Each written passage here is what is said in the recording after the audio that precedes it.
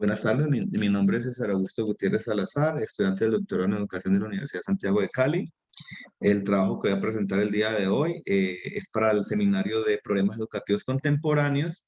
Específicamente voy a mencionar una revisión, descripción y análisis de dos investigaciones de intervención para la discapacidad intelectual con el uso de las TIC en el contexto educativo. En el universo documental, eh, que analizo de los problemas contemporáneos de la educación, me encuentro con el contexto de la discapacidad intelectual y el contexto de las TICs. La relación entre estos dos escenarios es fundamental para la sociedad actual, una sociedad bien llamada de la información, el conocimiento y las nuevas tecnologías. Escojo dos artículos principales. El primero, en donde se plantea un análisis bibliométrico, sistemático de los últimos 20 años de esta relación, de investigaciones hechas en psicología y en educación. El primer artículo, que recibe el nombre de Discapacidad Intelectual y el uso de las tecnologías de la información y la comunicación, una revisión sistemática, escrito por la revista INFAT, de Psicología Cognitiva y Educación, donde pues se plantea cómo se han desarrollado,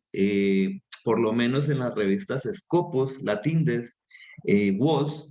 las investigaciones en cuanto a la intervención de las nuevas tecnologías en el plano de la discapacidad intelectual, planteando en los motores de búsqueda por problemas de enseñanza, aprendizaje, elementos de intervención psicológica, cognitiva, médica, educativa, y también la relevancia de esta relación en los procesos de inclusión y en los procesos de formación laboral y educativa. Mm, los elementos que corresponden a los antecedentes y el plano conceptual incluyen elementos de la UNESCO, de la OMS, de la ONU, en donde se plantea que es importante que se tengan en cuenta elementos para la inclusión educativa, para la inclusión laboral y para la inclusión social de las personas que padecen de discapacidad intelectual, y mencionan que las nuevas tecnologías o las tecnologías de la información y la comunicación son posibilitadores de estos objetivos que son fundamentales para la sociedad actual. Se mencionan 9 grandes posibilidades. Mencionaré 2 o 3 que son para mí fundamentales. Es la primera, disminuir la brecha que existe a nivel social, del aprendizaje, de la enseñanza que se genera en la vida de las personas con discapacidad intelectual, y lograr también en estas personas un modelo de vida independiente y que puedan tener una funcionalidad en el plano social, en el plano personal, en el plano familiar y en el contexto educativo. Se realiza en este sentido, metodológicamente, una revisión sistemática, estadística, un estudio bibliométrico que plantea unas unidades de análisis donde se encuentran 267 artículos específicos de un universo documental de 690 documentos. Se establecen técnicas de recolección comunes que se procesan a partir de softwares específicos como el WOS-Weaver, que se construye para realizar este estudio de manera bibliométrica y estadística. También se emplea el gestor bibliográfico Mendeley, y de esta manera se establecen mapas de frecuencia, mapas de fuerza, de correlación, en donde aparecen grupos que se llaman aquí clúster, ¿sí? Comunes, relaciones de co-correspondencia, como se menciona en este artículo, y el análisis bibliométrico plantea de este modo unos elementos bastante interesantes de cómo se ha venido explorando esta relación entre las TIC y la discapacidad intelectual en estos últimos 20 años. Aquí se muestra en concreto lo que se hace en esta investigación a nivel metodológico con los textos mencionados. Se encuentran que en el plano de esta relación hay textos y investigaciones sobre síndrome de Down, políticas de cuidado y salud, elementos sobre la internet y la discapacidad intelectual, el autismo, trastorno autista, el bullying, ¿cierto? De la intervención de las tecnologías de la información y la comunicación en el plano de la inclusión para adultos, personas con parálisis cerebral, entre otras. Se encuentran tablas de frecuencia o mapas de frecuencia mejor en donde se cruzan más de 120 palabras por un lado, después más de 220 por otro lado. Hay relaciones de correspondencia y en este sentido, pues aparecen revistas particulares, autores particulares, ¿cierto? Y unas temáticas mucho más desarrolladas que otras y otras que en un plano normal, pues van en crecimiento correspondiendo con el incremento de la ciencia, la tecnología, la información en el contexto actual. Mm, Aquí pues sigo mostrando un poco de lo que mencionaba anteriormente. Las TIC responden al plano de la inclusión educativa, al plano de la inclusión en el contexto laboral, al mejoramiento de la calidad de vida, y todo esto lo muestran estas investigaciones. Aquí muestro un poco, hay más o menos unas 7, 8 figuras en el documento, pero quiero mostrar aquí de manera un poco resumida cómo se trabajan los mapas de frecuencia, los mapas de correlación y lo que ellos denominan cluster, que son grupos documentales o donde se establecen relaciones entre conceptos, categorías, autores y elementos estructurantes de las investigaciones. Como conclusiones, pues ellos llegan a decir, cierto, que en el orden cognitivo, las herramientas TIC determinan un éxito bastante importante en cuanto a la inclusión de las personas con discapacidad intelectual en el plano educativo y en el plano laboral. Se encuentran más de 481 palabras clave, más de 220 elementos comunes de investigación en los que se muestra que patologías, discapacidades, trastornos como el autismo, la epilepsia, la discapacidad intelectual o factores de riesgo como enfermedades eh, de tipo crónico y demás asociadas también al asunto de la discapacidad intelectual, de una u otra manera se pueden tratar o se puede intervenir con el uso de las TIC en el contexto educativo. Otra conclusión importante es que se hace fundamental que se construyan políticas de gobierno, de Estado, donde las personas con discapacidad intelectual puedan acceder al uso de las TIC, que se planteen también programas educativos de intervención médica y social que favorezcan la equidad y la inclusión educativa. Aquí en este sentido también se muestra la bibliografía amplia para que si hubiera hecho esta investigación. Y pasamos al artículo número 2, que recibe el nombre de herramienta tecnológica para apoyar la formación de habilidades en alumnos con discapacidad intelectual, eh, escrito en la revista de educación Mendive y en el país, en Cuba,